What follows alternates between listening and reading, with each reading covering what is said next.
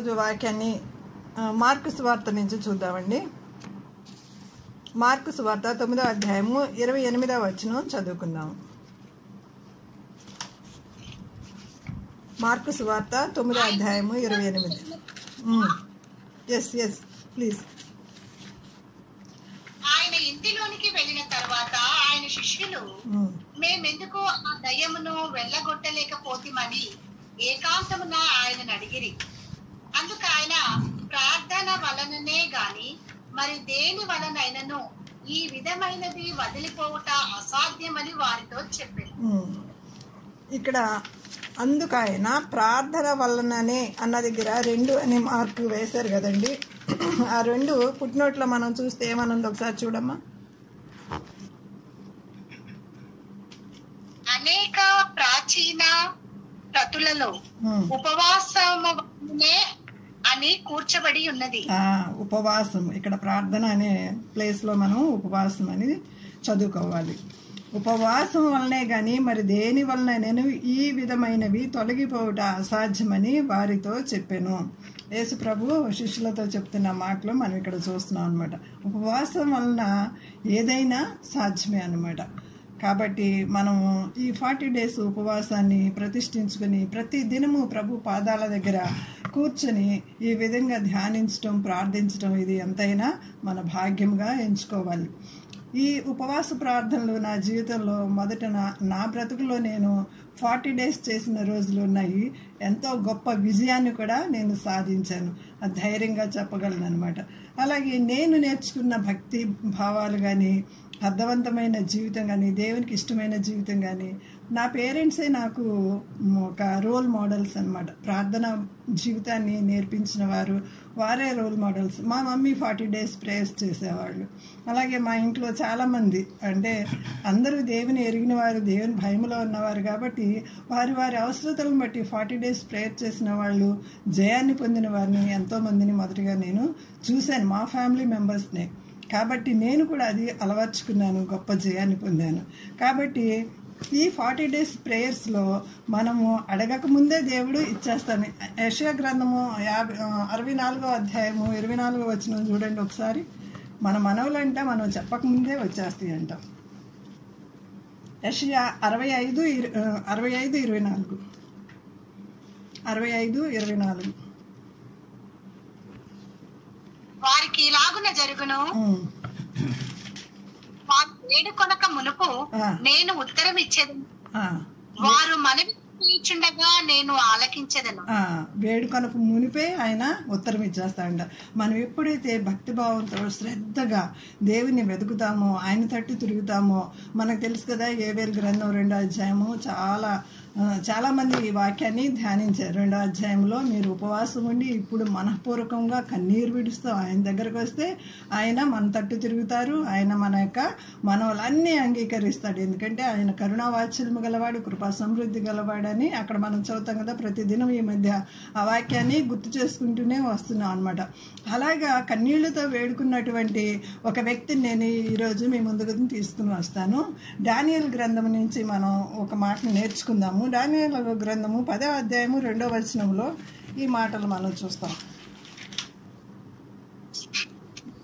ఆ దినముల యందు దానియేలును నేను 3 వారములు దుఃఖప్రాప్తుడనైతిని. 3 వారాలు ఆయన దుఃఖప్రాప్తుడయ్యి దేవునికి ప్రార్థన చేసినప్పుడు ఉపవాసం ఉండి, పార్షియల్ ఉపవాసం అని అంటారు అనమాట. ఆ ఉపవాసం ఉండి దేవునికి ప్రార్థన చేసినప్పుడు జరిగింది ఏంటంటే దేవుడే స్వయంగా దిగి వచ్చేసాడండి.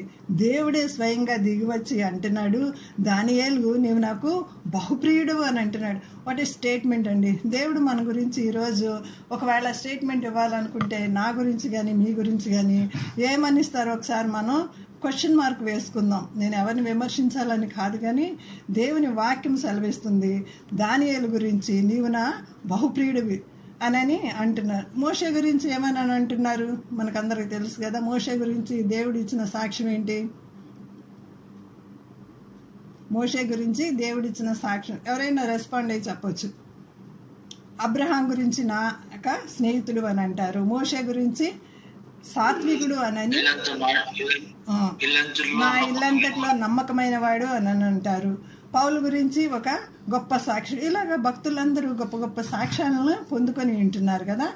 కాబట్టి దానియేలు ఏమని పొందుకుని ఉంటున్నాడంటే, నా బహుప్రియుడవు అనేటువంటి సాక్ష్యాన్ని పొందుకుంటున్నాం. మనం కూడా దేవునికి ఇష్టమైనవి చేస్తే, యెషయా గ్రంథంలో ఒక మాట నాకు జ్ఞాపకం వస్తుంది. యెషయా గ్రంథము, నేను ఈ మాట చాలాసార్లు చదువుకుంటాను, నాకు చాలా ఇష్టం ఈ మాట. నువ్వు నా దృష్టికి ప్రియుడివైనందున ఘనుడివైతివి. దేవుని దృష్టికి మనం ప్రియులుగా అయితే దేవుడు మనల్ని ఘనులుగా చేస్తాడు. 43 ఐజయా 4th verse. 43 ఐజయా నాకు ఇది చాలా ఇష్టమైనటువంటి వచనం అన్నమాట. నీవు నా దృష్టికి ప్రియుడవైనందున ఘనుడవైతివి. నీవు నా దృష్టికి ప్రియుడవైతివి కాబట్టి ఘనుడవైతివి. దేవుడు ఎంత చక్కగా మాట్లాడుతున్నాను. నేను నిన్ను ప్రేమించున్నాను గనక నీకు ప్రతిగా మనుషులను అప్పగించున్నాను. దేవుడు మనకి ప్రతిగా మనుషులను కూడా అప్పగిస్తాడు. కాబట్టి దానియేలు దేవునికి చాలా ప్రియమైన వాడైపోయాడు. దానియేలు గ్రంథంలో మనం చూస్తాం కదా, నెబుకద్నెజరు దానియేలుని ఎట్లా పూజించాడంటే ఒక దేవుళ్ళలాగా పూజించాడు. ఒకప్పుడు అతన్ని ఎరగనప్పుడు అతన్ని లెక్క చేయలేదేమో, కానీ అసలు దానియేలు గురించి, అతని భక్తి గురించి తెలిసిన తర్వాత పూజించి సాష్టాంగ నమస్కారం చేశాడు. ఒకసారి చూద్దామా? 2వ అధ్యాయం దానియేలు గ్రంథంలోని ఈరోజు కొన్ని వచనాలు నేను చూపిస్తా. దానియేలు గ్రంథాన్ని మీరు అలాగా ఉంచుకోండి. 2వ అధ్యాయము 46వ వచనం. అంతటా రాజుకు నెబుకద్నెజరు దానియేలునకు సాష్టాంగ నమస్కారము చేసి అతన్ని పూజించి, వాట్ ఏ వండర్ఫుల్ వర్డ్ కదా. దానియేలుని ఆ రాజు ఏంటి, పూజించడం ఏంటి చూడండి. ఒక చోట పౌలుని కూడా పూజిస్తారు కదా, వద్దు నేను కూడా మీలాంటి సామాన్యమైన మనుషుని అని అంటాడు కదా. అలాగా పూజార్హులైపోయారు వీళ్ళు. ఎలాంటి భక్తి చేశారండి, ఎలాంటి భక్తి చేశారు నిజంగా. అలాంటి వాళ్ళని నిత్యం తలుసుకున్నా సరే మనకి దీవెన అనమాట. చదవమ్మా. సాష్టాంగ నమస్కారం చేసి అతన్ని పూజించి నైవేద్య ధూపములు అతనికి సమర్పించ ఆజ్ఞాపించెను. నైవేద్య ధూపాలు కూడా చేయమనేసి తన కింద ఉన్న వారికి కూడా ఆయన ఆజ్ఞాపించాడు అనమాట. ఎలాంటి ఘనమైనటువంటి కార్యం కదండి. అప్పటి వరకు ఒక సామాన్యంగా ఉన్న అతన్ని తీసుకుని వెళ్ళి ప్రైమ్ మినిస్టర్ హోదాలో మన రాజుగారిని నిలబెట్టేశారనమాట. రాజుగారే దానియేలుని నిలబెట్టేశారనమాట. బట్ వండర్ఫుల్ వర్డ్ అనమాట. 48 కూడా చదవమ్మా. 48. అప్పుడు రాజు దానియేలును బహుగా హెచ్చించి అనేక గొప్ప దానం బబులోను సంస్థ అంతటి మీద అధిపతినిగాను బబులోను జ్ఞానులందరితో ప్రధానిగాను నియమించెను. మనం ఎప్పుడైతే దేవునికి సమీపంగా, దేవునికి ఇష్టంగా, బహుప్రియంగా జీవిస్తామో ఇక మనుషులు వైపు చూడక్కర్లేదండి. దేవుని వైపు మాత్రమే మనం చూసినట్లయితే ఆటోమేటిక్గా all these things shall be added into you అని మనకి మత్తయి సువార్త 6వ అధ్యాయంలో చెప్పినట్లుగా, నా నీతిని, నా రాజ్యాన్ని నువ్వు వెతికినట్లయితే సమస్తాన్ని మీకు ఇస్తానని చెప్పినట్లుగా మొదట దేవునికి ప్రథమ స్థానం ఇచ్చినట్లయితే దానియేలు ఆ విధంగా ఇచ్చాడు. కాబట్టే అంత జ్ఞానం దేవుడు ఆయనకి ఇచ్చారనమాట. ఎలాంటి జ్ఞానమో చూడండి. ఇంకా ఆయన ఏం చేస్తాడంట, రాజు దానియేలును బహుగా హెచ్చించాడంట. అలాంటి హెచ్చులు మనకు కూడా కలుగుతుంది అనమాట. అనేక గొప్ప దానాలు ఇచ్చాడంట ఆయనకి. అంటే చాలా గిఫ్ట్స్ ఇచ్చాడంట. అతన్ని బబులోను సంస్థానం అంతటి మీద అధిపతిగాను బబులోను జ్ఞానులందరిలో ప్రధానిగా నియమించాడంట. What a wonderful testimony కదా. తర్వాత దానియేలు గ్రంథం 10వ అధ్యాయంలో ఒక మాటలు చూసుకుందాము. మనం ప్రార్థించినప్పుడు 21 days ఫాస్టింగ్ చేసినప్పుడు ఇక్కడ దానియేలుకి జరిగిన విషయాలు మనం ఇక్కడ చూస్తున్నాం అనమాట. ఆయన ప్రార్థిస్తూ ఉండగానే జవాబులు వచ్చేసినాయి. ఇందాక ఐజయాలో మనం చూసాం కదా, మనం మనవి చేస్తూ ఉండగానే దేవుడు మన యొక్క ప్రేయర్స్కి అలాంటి జవాబులు రావాలంటే మనం అలాంటి ప్రార్థన చేయాలి. అలాంటి ప్రార్థన ఎప్పుడైతే మనం చేస్తామో దేవుడు తప్పకుండా దిగి వస్తాడు. దానియేలు ప్రార్థన చేసినప్పుడు దేవుడు తన దూతల్ని పంపించి ఎలాంటి వండర్ఫుల్ టెస్ట్ మనీ చూడండి. దానియేలు గ్రంథము 10వ అధ్యాయము 11వ వచనం. దానియేలు నీవు బహుప్రియుడు గనుక నేను నీ యొద్దకు పంపబడితిని. నీవు లేచి నిలవబడి నేను నీతో చెప్పు మాటలు తెలుసుకోవాలను. అతడి మాటలు నాతో చెప్పగా నేను వణుకుచూ నిలబడితిని. చాలు, ఎంత వండర్ఫుల్ వర్డే కదా. దేవుడు దిగి వచ్చినప్పుడు, అంటే దేవదూత దిగి వచ్చినప్పుడు దానియేలు దగ్గరికి, దానియేలు ఏమైపోయాడంటే గజ గజ గజ గజ వణికిపోతున్నాడు అనమాట. చాలా మందికి పరిశుద్ధాత్మ దేవుడు దిగి వచ్చినప్పుడు అలాగే షేక్ అయిపోతూ ఉంటారు కదా. ఆ అనుభవం అందరికి ఉందో లేదో నాకు తెలియదు, కానీ నేనైతే ఆ అనుభవం పొందుకున్నాను అనమాట. దానియేలు, నీవు నాకు బహుప్రియుడవు గనుక నేను నీ వద్దకు పంపబడితిని. నీవు లేచి నేను నీతో చెప్పు మాటలు తెలుసుకొనమని అతడు ఇలాగ నాతో చెప్పగా నేను గజగజ వణుకుచు నిలబడుతుంది.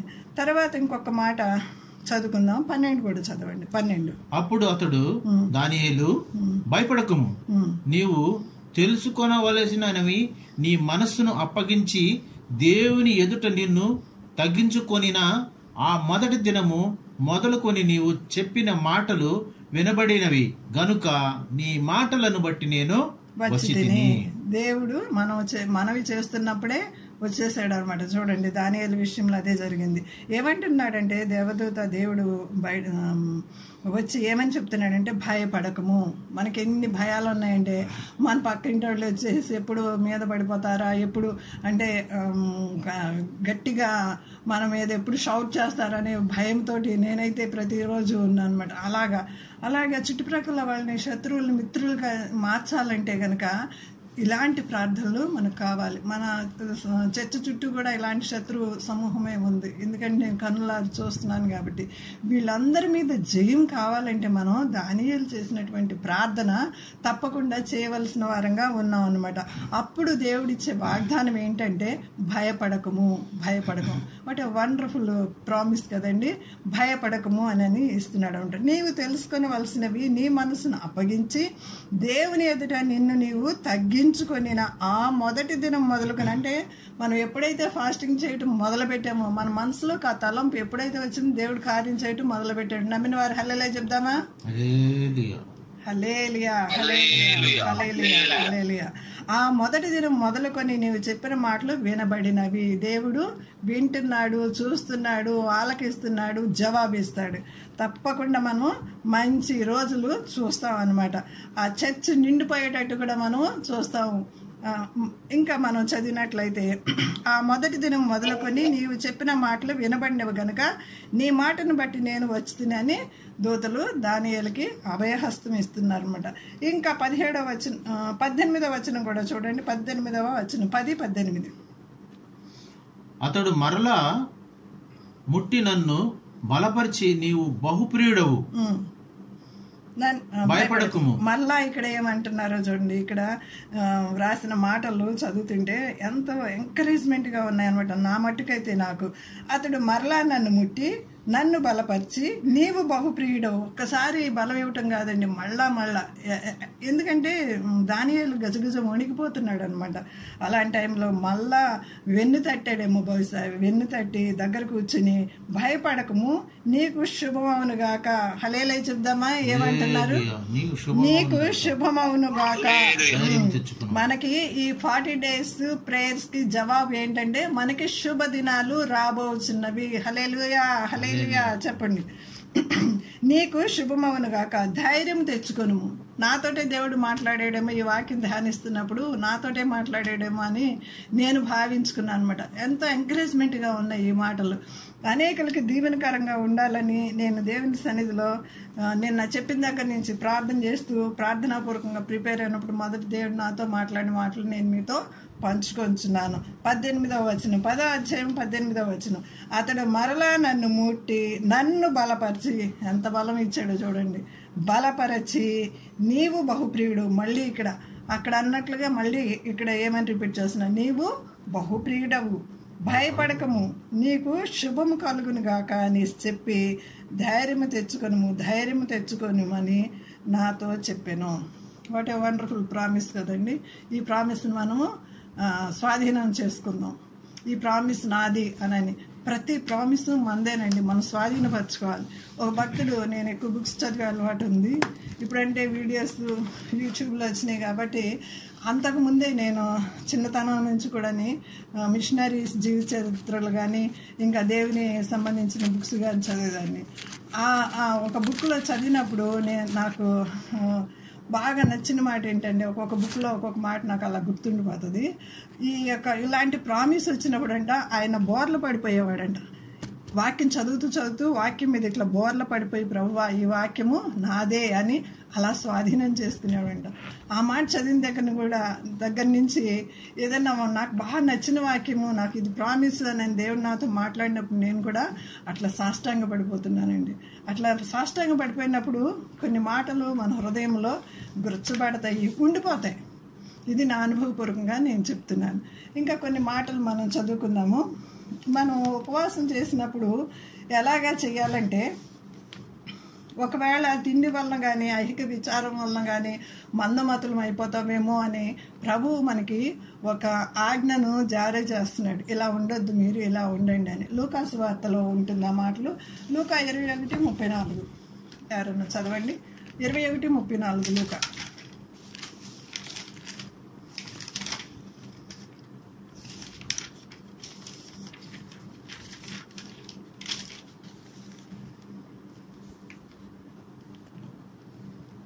మీ హృదయములను ఒకవేళ తిండి వలన మత్తు వలనను ఐహిక విచారములనను మందముగా ఉన్నందున ఆ దినము అకస్మాత్తుగా మీ మీదకి ఉరి వచ్చినట్టుగా రాకుండా మీ విషయమై మీరు జాగ్రత్తగా ఉండండి.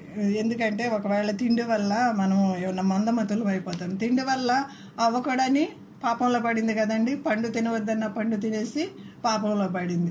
అలాగే ఎవరు ఇంకా తిండి వలన జ్యేష్ఠత్వాన్ని అమ్మేసుకున్నాడు కదా ఏశావు. అలాగే తిండి వల్ల మనం ఒకవేళ పాపంలో పడతామేమోననేసి దేవుడు ప్రభువు స్వయంగా వ్రాయించిన మాటలు మనం చదువుకున్నాం అనమాట.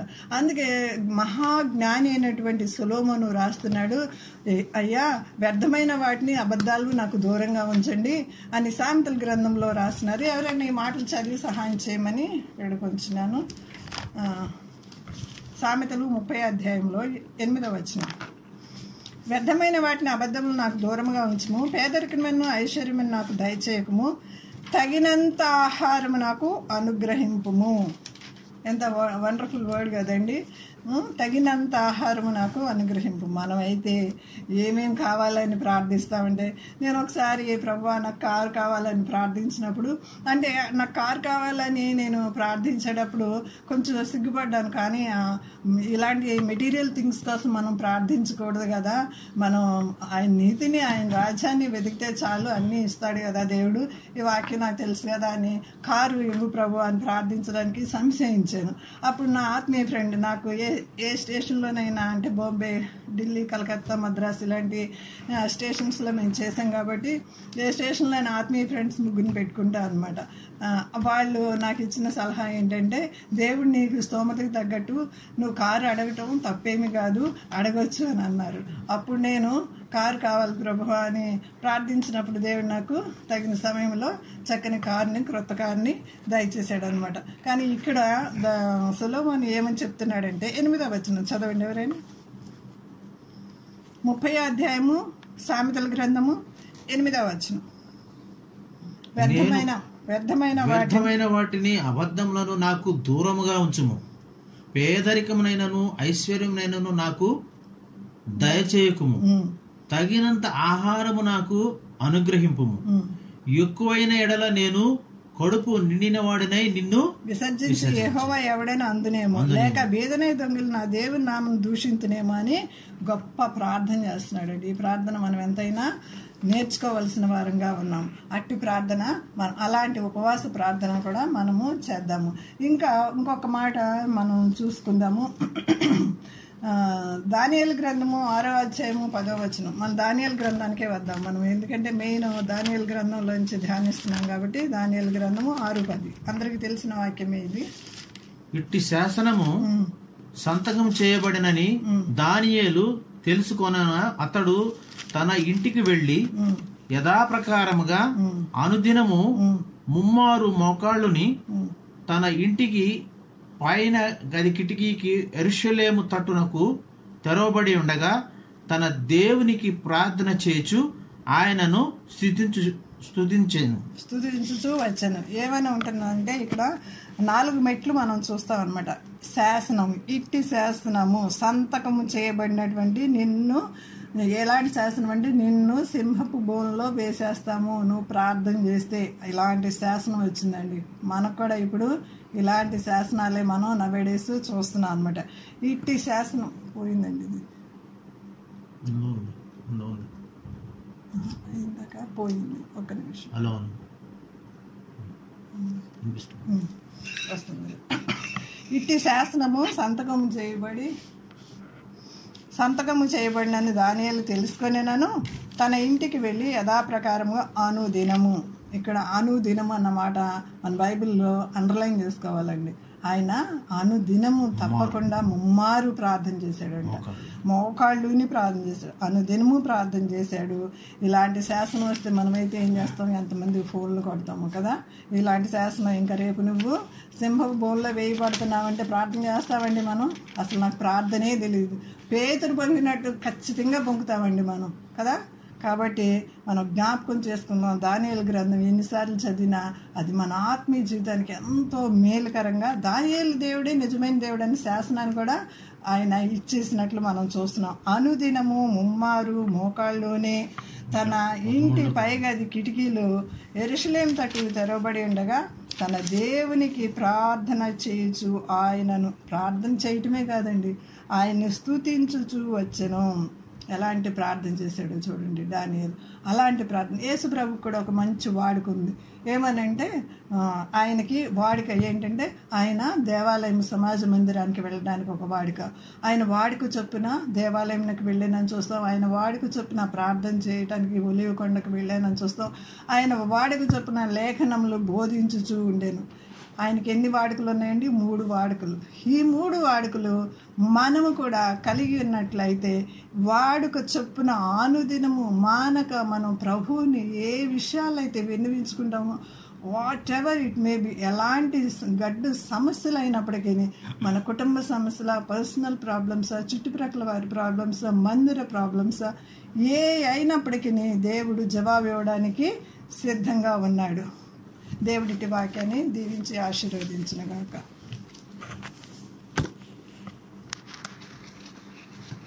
చక్కని వాక్యం అందించిన మరి గారికి వందనాలు చెల్లిస్తూ ఉంటున్నాం. మరి సమయాన్ని